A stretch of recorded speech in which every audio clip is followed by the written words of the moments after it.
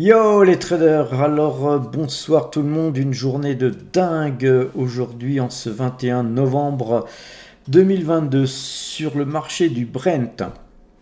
Pendant une courte période, enfin une période de 3 heures environ, pendant une période de 3 heures durant cette journée, le Brent a dévissé de plus de 5% pour aller toucher les 83 dollars, un truc même un petit peu en dessous. Et puis remonter ensuite brusquement.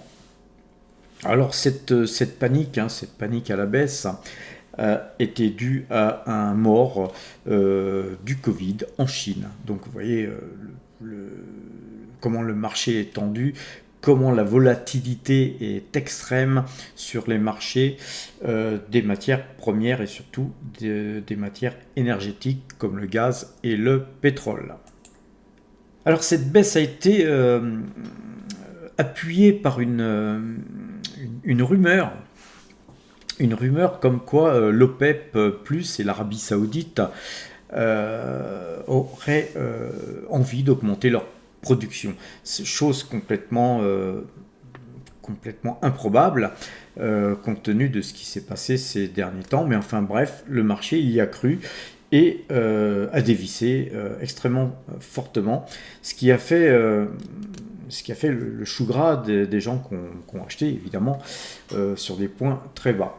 Alors, ceci dit, moi, je vais regarder deux choses sur le Brent importantes. La première, c'est les Bollinger.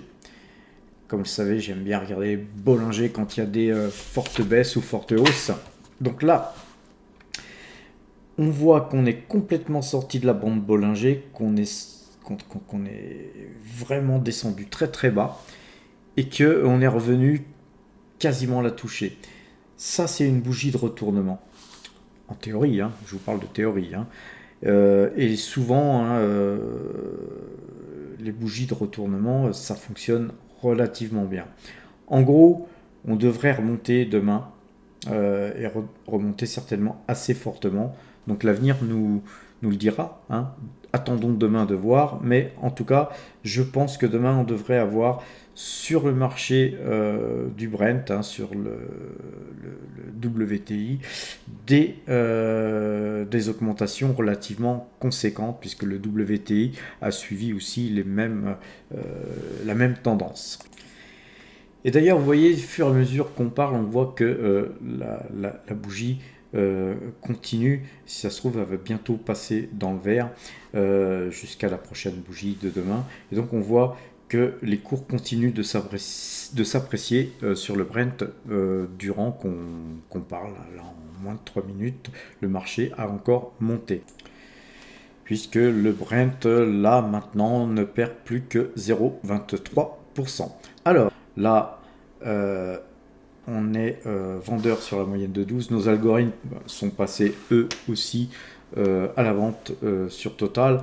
Mais, cependant, parfois, comme dans tous les signaux, il y a des faux signaux. Et en fait, ici, il est possible que ce soit un mauvais signal, puisqu'en fait, la clôture de Total s'est fait à 17h30, alors que les cours du Brent n'avaient pas encore remonté. Les cours du Brent avaient perdu environ 5%, je vous l'ai dit tout à l'heure, alors que Total, elle, a perdu 3% à la clôture. Et donc, si les cours du Brent ne se réécroulent pas pendant la nuit, bien sûr, demain, on va rouvrir avec un Brent beaucoup plus haut, et donc Total devrait ouvrir aussi beaucoup plus haut.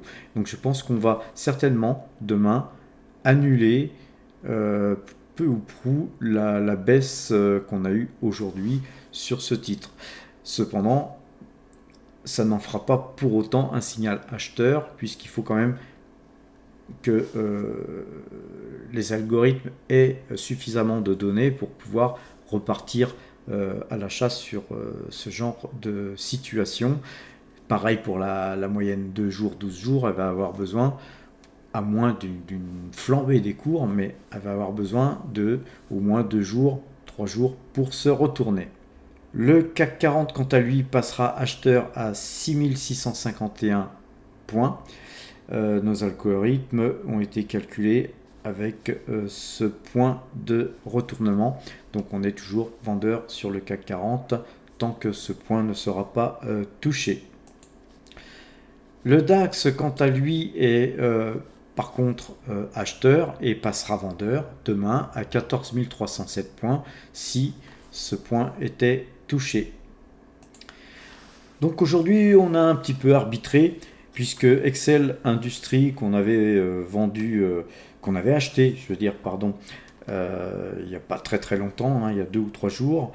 Donc en 2 ou 3 séances, on avait gagné 3,5%. Donc nous, hein, quand on gagne 1% par jour, au bout d'un certain temps, en fait, si en un mois, on va dire en 20 séances, on gagnait 20%, on vend, hein, on prend nos bénéfices bien sûr. Et si on gagne 3 ou 4% en 3 jours, on les prend aussi, hein, parfois sur des titres pareils. Donc on a arbitré, on a vendu Excel Industries et on a acheté du Bouygues. 56 Bouygues qui ont été exécutés à 29,20 €. On a acheté aussi un peu de Total Énergie à 57,35 €, hein, puisqu'on a acheté 28 titres seulement. Les Bouygues, on a acheté 56 titres. Hein. Tout ça, c'est pour compléter nos lignes.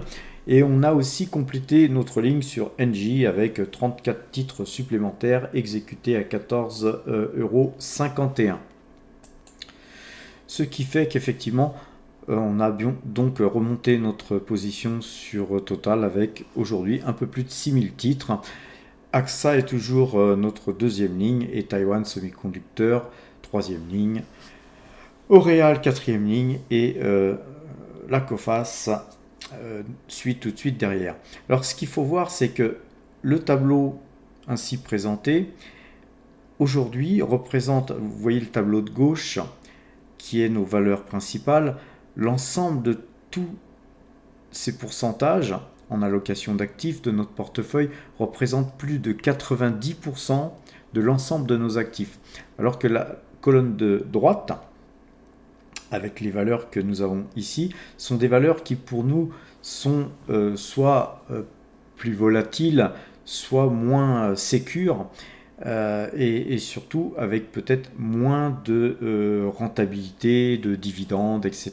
Donc ce sont ce que j'appellerais moi des valeurs secondaires dans lesquelles on croit bien sûr puisqu'on est investi dessus, mais sur lesquelles on limite nos risques et par contre on fait notre performance, on essaye de faire vraiment notre performance sur les valeurs qui sont situées à gauche. Donc si effectivement vous cherchez à dupliquer plus ou moins le portefeuille de Power Trade, il faut plutôt se polariser sur les valeurs de gauche pour mieux coller aux chiffres qui représentent notre pourcentage par rapport au début de l'année, hein, notre rapport aux bénéfices.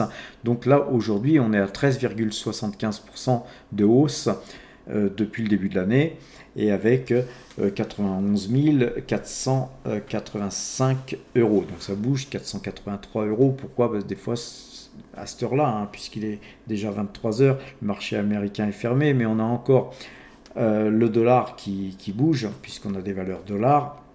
Et on a aussi les cryptos hein, qui bougent aussi, puisque les cryptos sont cotés 24 heures sur 24. Mais alors ça représente très peu hein, la variation du dollar ainsi que les variations des cryptos. Vous voyez, ça peut représenter 0,01% de variation sur un laps de temps donné.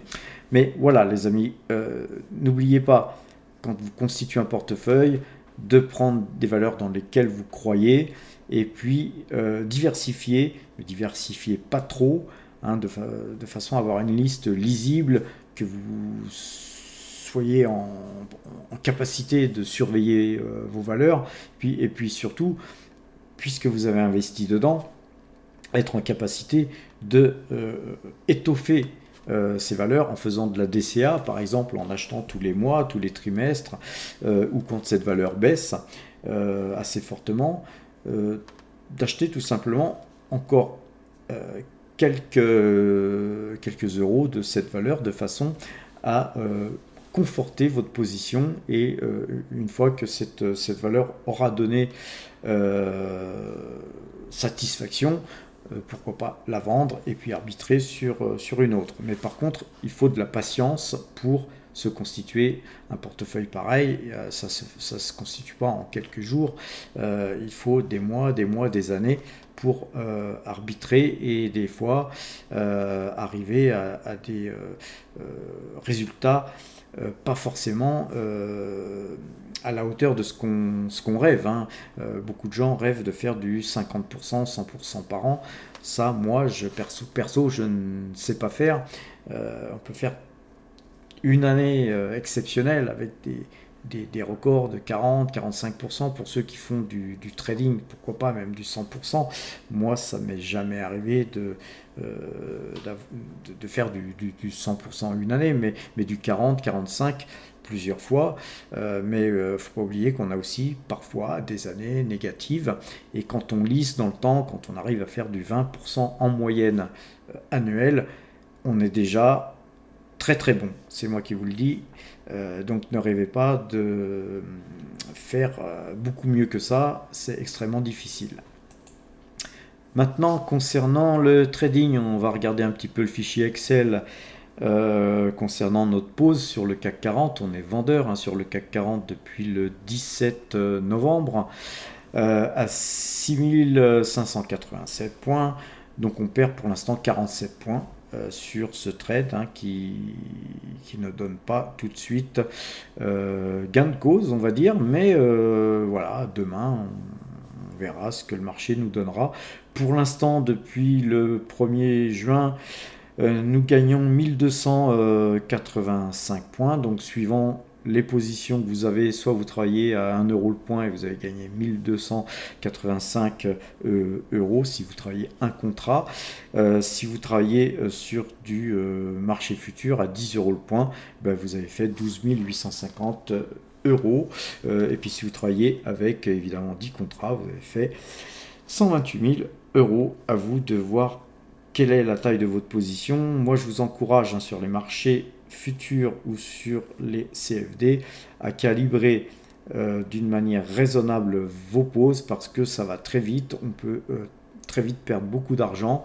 Comme vous le voyez, on a eu 17 trades gagnants pour 18 trades perdants. Quand je vous dis que vous pouvez travailler sur un contrat à 10 euros le point, si vous en avez les moyens, c'est très bien.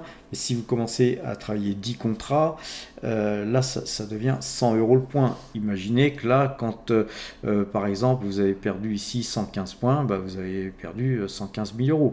Voilà, donc les gens, quand ils rentrent dans le marché, ils ne voient que ce qu'ils peuvent gagner. N'oubliez pas surtout d'abord d'apprécier ce que vous pouvez perdre. C'est déjà la première base de travail à faire avant de prendre une position. C'est de calibrer bien sa position, de mettre des stops. Et c'est pour ça que d'avoir un système tel que celui que je vous présente avec des points de retournement, et bien tout ça c'est très sympathique pour pouvoir tout simplement placer vos stops et limiter vos pertes quand il y en a. Parce que forcément, il y en a. Concernant le DAX, le DAX, nous on est passé acheteur le 18 novembre. Donc vous voyez que le CAC 40 et le DAX ne sont pas forcément, alors que ce sont des marchés qui se suivent plus ou moins, puisque ce sont des marchés qui suivent de toute façon New York aussi. Mais avec le timing, on a très souvent le DAX et le CAC 40 en divergence. L'un peut être acheteur pendant que l'autre est vendeur.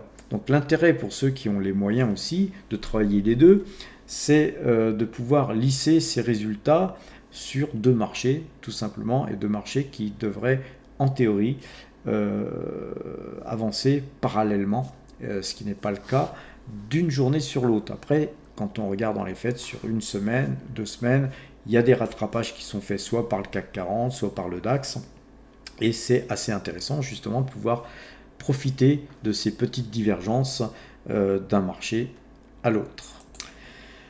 Voilà les amis, donc tout simplement pour vous montrer, avant de vous quitter un petit peu, les variations qu'il y a eu sur nos valeurs. Donc on a des valeurs qui se portent bien, comme la Française des Jeux, Bouygues, Engie, et puis tout un tas de valeurs. Et puis par contre, effectivement, on a deux valeurs sur lesquelles on a des grosses positions, qui sont Total Energy et Taiwan Semiconductor, qui aujourd'hui ont baissé. Donc tout ça, ça plombe forcément notre résultat. On a après aussi d'autres valeurs comme Michelin qui a perdu 0,10%, Yoshitsu qui perd 3,52%, Air France moins 0,28%. Alors évidemment Air France c'est une valeur sur lesquelles on peut s'attendre à des hauts et des bas, mais on conserve puisqu'on a une toute petite ligne d'Air France, donc c'est pas méchant. Robertet, sur lesquels on est rentré il y a peu, baisse un petit peu. Puis voilà, on a en fait des baisses somme toute très limitées. Si on a Seb qui perd 3,38%, mais voilà, sinon l'ensemble de nos valeurs se porte pas si mal dans l'ensemble par rapport au CAC 40 qui perd 7%. Nous, en fait, on gagne un peu plus de 13%, donc en fait on surperforme le marché de 20%. On réduit un petit peu d'ailleurs notre performance par rapport au CAC 40, mais tout simplement parce que Total nous a plombé notre résultat aujourd'hui. Donc on verra demain si on fait mieux. Et en tout cas, on ne peut pas toujours surperformer, hein, ça c'est logique. Voilà les amis, je vais vous souhaiter une bonne fin de soirée et à demain si vous le voulez bien.